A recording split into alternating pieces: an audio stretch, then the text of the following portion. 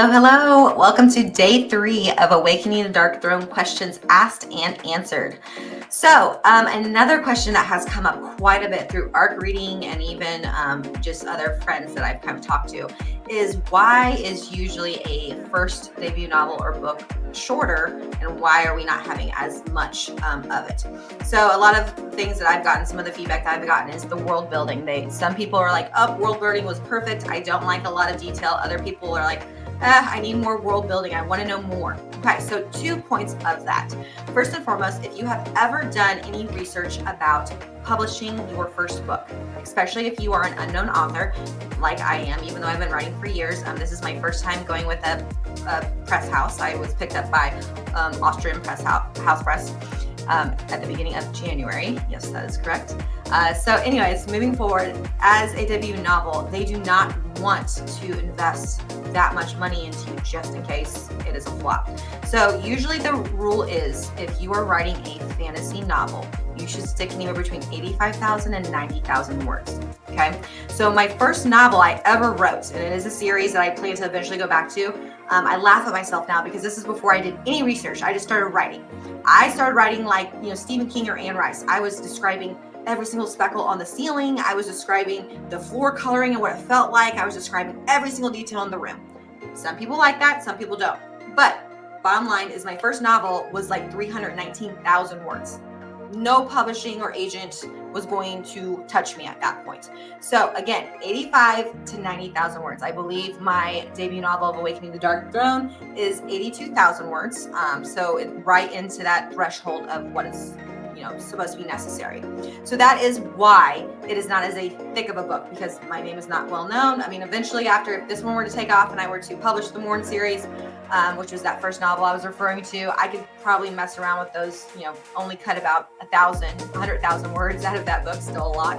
But again, getting away with publishing that many pages and that many words because people would be confident that my book would sell because my name is already out there. So that is one reason why I did not add so much detail into this first novel. Okay, I did add a lot of detail, but again, for some people they did want more, and that was something that I had reoccurring. The second reason why there was not an entire, chapters dedicated to world building is you have to look at the perspective. I chose to write from first point perspective, which is Genevieve, our main female character's perspective. Okay, if you read my book, you will quickly learn by chapter 3 and 4 that she is basically an indentured servant throughout the entire book up until the very last chapter, when you learn a little bit more about her. So as a servant, okay, you are not going to be handed the keys to the kingdom. You're not going to be able to wander where you want freely. You're not going to be able to go to different kingdoms and to different, courts and all of these things. And even around the castle, you're not going to be able to do that. You are watched, you are monitored, especially because in my book, she is a half-breed, half elf, half human. And that is a death sentence. All courts across the world know that if you are a half-breed of any kind, of any two species, that is a death sentence. You are supposed to be put to death before you even are able to be born. So, 1, she is a servant. She's not allowed to travel throughout the world. 2, she is a half-breed, so she's being very careful not to reveal her identity to anyone as she goes on, because her life depends on it, and so does her mission. So those are the 2 reasons why you don't get an entire mouthful of the world. I do feel like I incorporated a lot of different details as to, when she first entered the light court, what she was seeing, what she was hearing and feeling. You got to witness some of the powers. There was different wars and different battles that went on.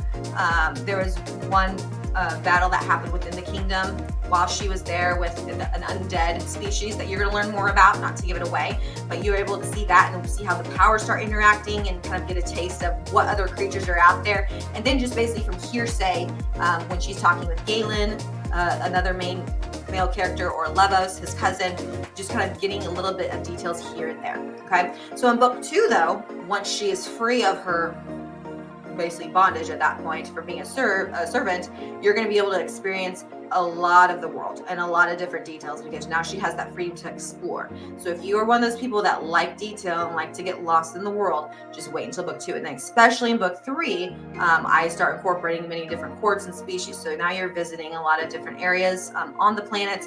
You're able to see how other species live, kind of getting to know them a little bit better. So it is coming. I just wanted to kind of describe why I chose not to focus solely on that in the very beginning. So again, to recap, the 2 reasons is, one, as a debut author, again, publishing houses are not going to spend that much money on you if you are, printing out a book this size. They're just not going to do it, because that is a risk, financial risk, that they're not willing to take.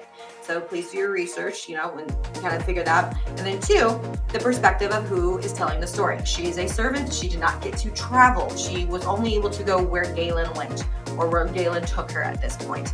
And again, he was very busy in the book, you're going to see, and so she's really locked into the kingdom for the majority of the time.